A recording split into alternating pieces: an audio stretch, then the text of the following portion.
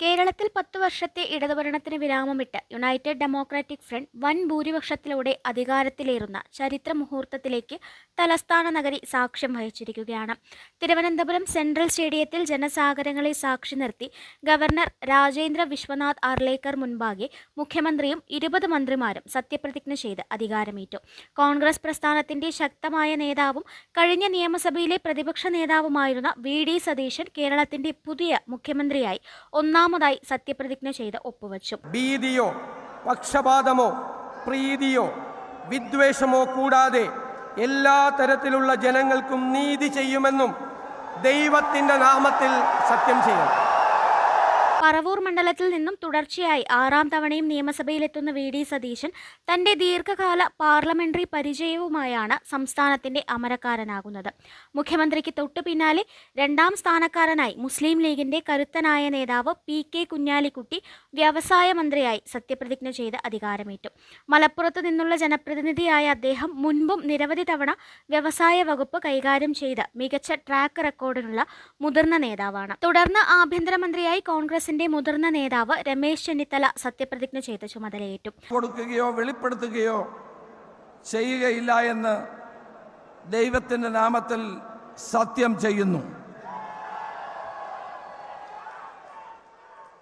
ഹരിപ്പാട് മണ്ഡലത്തെ പ്രതിനിധീകരിക്കുന്ന ചെന്നിത്തല മുൻപ് ആഭ്യന്തരമന്ത്രിയായും KPCC പ്രസിഡന്റായും പ്രതിപക്ഷ നേതാവായും തിളങ്ങിയ വലിയ രാഷ്ട്രീയ പാരമ്പര്യമുള്ള നേതാവാണ്. റവന്യൂ മന്ത്രിയായി സത്യപ്രതിജ്ഞ ചെയ്തത് കോൺഗ്രസിന്റെ പേരാവൂർ മണ്ഡലത്തിൽ നിന്നുള്ള MLA ആയ സണ്ണി ജോസഫാണ്. കഠിനാധ്വാനത്തിലൂടെയും ജനകീയ ഇടപെടലുകളിലൂടെയും നിയമസഭയിൽ ശ്രദ്ധേയനായ സണ്ണി ജോസഫ് ഇതാദ്യമായാണ് മന്ത്രി പദവിയിലേക്ക് ഉയർത്തപ്പെടുന്നത്. അടുത്തതായി ആരോഗ്യം ദേവസ്വം മന്ത്രിയായി കോൺഗ്രസിന്റെ മുതിർന്ന നേതാവും മുൻ KPCC പ്രസിഡന്റുമായ കെ. മുരളീധരൻ സത്യപ്രതിജ്ഞ ചെയ്തു. കെ. കരുണാകരന്റെ മകനായ മുരളീധരൻ മുൻപ് KPCC പ്രസിഡന്റായും മന്ത്രിയായും പാർലമെന്റ് അംഗമായും ഒട്ടനവധി ഭരണപരിചയമുള്ള നേതാവാണ്. കേരള കോൺഗ്രസ് ജോസഫ് ഗ്രൂപ്പിനെ പ്രതിനിധീകരിച്ച് കടുത്തുരുത്തിയിൽ നിന്നുള്ള MLA ആയ അഡ്വക്കേറ്റ് മോൻസ് ജോസഫ് ജലവിഭവ വകുപ്പ് മന്ത്രിയായി സത്യപ്രതിജ്ഞ ചെയ്തു.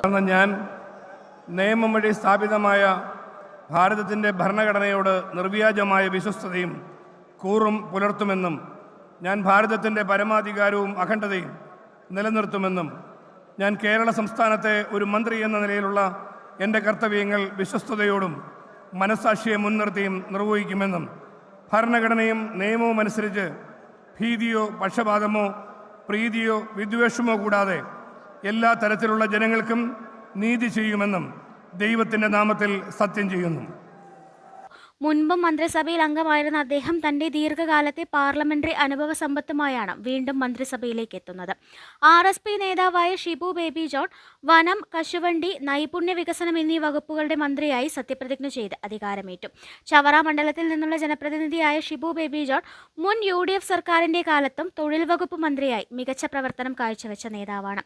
കഴിഞ്ഞ കോൺഗ്രസ് ജേക്കബ് വിഭാഗത്തിന്റെ ഏക MLA ആയ അനൂപ് ജേക്കബാണ് അടുത്തതായി സത്യപ്രതിജ്ഞ ചെയ്തത്. പിറവം മണ്ഡലത്തിൽ നിന്നുള്ള ജനപ്രതിനിധിയായ അനൂപ് ജേക്കബ് മുൻപ് മന്ത്രിയായിരുന്നിട്ടുണ്ടെങ്കിലും ഇത്തവണ അദ്ദേഹത്തിന്റെ വകുപ്പിന്റെ കാര്യത്തിൽ അന്തിമ തീരുമാനം വന്നിട്ടില്ല. CMP നേതാവ് CP ജോൺ ഗതാഗത മന്ത്രിയായി സത്യപ്രതിജ്ഞ ചെയ്ത് അധികാരമേറ്റു. ദീർഘകാലം ആസൂത്രണ ബോർഡ് അംഗമായിരുന്ന CP ജോണിന്റെ ആദ്യ മന്ത്രിസഭാ പ്രവേശനമാണിത്. കോൺഗ്രസിന്റെ മുതിർന്ന നേതാവും മുൻ മന്ത്രിയുമായ AP അനിൽകുമാറാണ് അടുത്തതായി സത്യപ്രതിജ്ഞ ചെയ്തത്. വണ്ടൂർ മണ്ഡലത്തിൽ നിന്നുള്ള പ്രതിനിധിയായ അനിൽകുമാറിന്റെ വകുപ്പ് ഏതാണെന്ന കാര്യത്തിൽ നിലവിൽ അന്തിമ തീരുമാനം വന്നിട്ടില്ല. മുസ്ലിം ലീഗ് നേതാവ് N. ഷംസുദ്ദീനാണ് തൊട്ടടുത്തതായി സത്യപ്രതിജ്ഞ ചെയ്തത്. മണ്ണാർക്കാട് മണ്ഡലത്തിൽ നിന്നുള്ള MLA ആയ ഷംസുദ്ദീൻ ആദ്യമായാണ് മന്ത്രി പദവിയിലേക്ക് എത്തുന്നതെങ്കിലും വകുപ്പ് ഏതാണെന്നത് ഇപ്പോഴും നിശ്ചയിച്ചിട്ടില്ല. കോൺഗ്രസിന്റെ യുവ നേതാവും ചെങ്ങന്നൂർ മണ്ഡലത്തിൽ നിന്നുള്ള ജനപ്രതിനിധിയുമായ PC വിഷ്ണുനാഥ് സാംസ്കാരിക ടൂറിസം മന്ത്രിയായി സത്യപ്രതിജ്ഞ ചെയ്തു. KSU യൂത്ത് കോൺഗ്രസ് സംഘടനകളിലൂടെ ഉയർന്നു വന്ന വിഷ്ണുനാഥ് ഇതാദ്യമായാണ് മന്ത്രിയാകുന്നത്. അങ്കമാലിയിൽ നിന്നുള്ള കോൺഗ്രസ് MLA ആയ റോജി M. ജോൺ ഉന്നത വിദ്യാഭ്യാസ മന്ത്രിയായി സത്യപ്രതിജ്ഞ ചെയ്ത് ചുമതലയേറ്റു. മുൻ NSUA ദേശീയ പ്രസിഡന്റായിരുന്ന റോജി M. ജോണിന്റെ കന്നി മന്ത്രി പദവിയാണിത്. കോൺഗ്രസിന്റെ വനിതാ നേതാവായ ബിന്ദു കൃഷ്ണയാണ് അടുത്തതായി സത്യപ്രതിജ്ഞ ചെയ്തത്. ഇതാദ്യമായി മന്ത്രിസഭയിലേക്ക് എത്തുന്ന ബിന്ദു കൃഷ്ണയുടെ വകുപ്പിന്റെ കാര്യത്തിൽ ഇപ്പോൾ ഔദ്യോഗിക തീരുമാനമായിട്ടില്ല.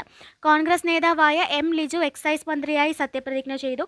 യുവജന സംഘടനകളിലൂടെ കടന്നു വന്ന M. ലിജുവിന് ഇതാദ്യമായാണ് മന്ത്രിസഭയുടെ ഭാഗമാകുന്നത്. മുസ്ലിം ലീഗിന്റെ ശക്തനായ നേതാവ് KM ഷാജിയാണ് അടുത്തതായി സത്യപ്രതിജ്ഞ ചെയ്തത്. ചെയ്തത്. മുൻപ് അഴീക്കോട് മണ്ഡലത്തെ പ്രതിനിധീകരിച്ച ഷാജിയുടെ ആദ്യ മന്ത്രിസഭാ പ്രവേശനമാണിത്.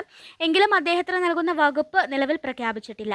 മുസ്ലിം ലീഗിന്റെ തന്നെ മുതിർന്ന നേതാവും ഏറനാട് മണ്ഡലത്തിൽ നിന്നുള്ള പ്രതിനിധിയുമായ PK ബഷീറാണ് അടുത്തതായി സത്യപ്രതിജ്ഞ ചെയ്തത്. നിരവധി തവണ MLA ആയിട്ടുള്ള ബഷീറിന്റെ കന്നി മന്ത്രി പദവിയാണിത്. ഇദ്ദേഹത്തിന്റെ വകുപ്പ് പിന്നീട് തീരുമാനിക്കും.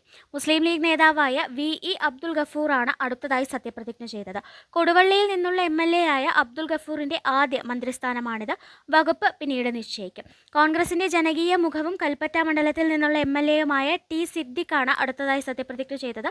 ആദ്യമായി മന്ത്രിയാകുന്ന T സിദ്ദിഖിന്റെ വകുപ്പ് സംബന്ധിച്ച കാര്യത്തിൽ പിന്നീട് തീരുമാനമുണ്ടാകും. കോൺഗ്രസിന്റെ വനിതാ പ്രതിനിധിയായ KA തുളസി പട്ടികജാതി പിന്നോക്ക വിഭാഗ ക്ഷേമ മന്ത്രിയായി സത്യപ്രതിജ്ഞ ചെയ്ത ചുമതലയേറ്റു. ആദ്യമായി മന്ത്രിപദവിയിലെത്തുന്ന തുളസി ദളിത് സമൂഹത്തിന്റെ ശക്തമായ ശബ്ദം കൂടിയാണ്. അവസാനമായി കോൺഗ്രസിന്റെ യുവ നേതാവായ OJ ജനീഷ് യുവജന ക്ഷേമ മന്ത്രിയായി സത്യപ്രതിജ്ഞ ചെയ്ത് അധികാരമേറ്റു. ഇതാദ്യമായി നിയമസഭയിൽ എത്തുകയും മന്ത്രിയാവുകയും ചെയ്യുന്ന ജനീഷ് കുമാറിന് മന്ത്രിസഭയിലെ ഏറ്റവും പ്രായം കുറഞ്ഞ മുഖങ്ങളിലൊന്നാണ്. ഈ സത്യപ്രതിജ്ഞാ ചടങ്ങോടെ പുതിയ മന്ത്രിസഭ ഔദ്യോഗികമായി നിലവിൽ വന്നെങ്കിലും ചില മന്ത്രിമാരുടെ വകുപ്പുകളുടെ കാര്യത്തിൽ ഇപ്പോഴും കൃത്യമായി തീരുമാനമായിട്ടില്ല എന്നതും വരും ദിവസങ്ങളിൽ വകുപ്പുകളിൽ മാറ്റങ്ങൾ വരാൻ ഏറെ സാധ്യതയുണ്ട് എന്നതും രാഷ്ട്രീയ കേന്ദ്രങ്ങൾ ഉറ്റുനോക്കുന്നുണ്ട്. എങ്കിലും വലിയൊരു ജനവിധി തേടി അധികാരത്തിലെത്തിയ UDF സർക്കാരിന് ജനങ്ങൾ വലിയ പ്രതീക്ഷയോടെയാണ് ആശംസകൾ നേരുന്നത്. News desk India mirror.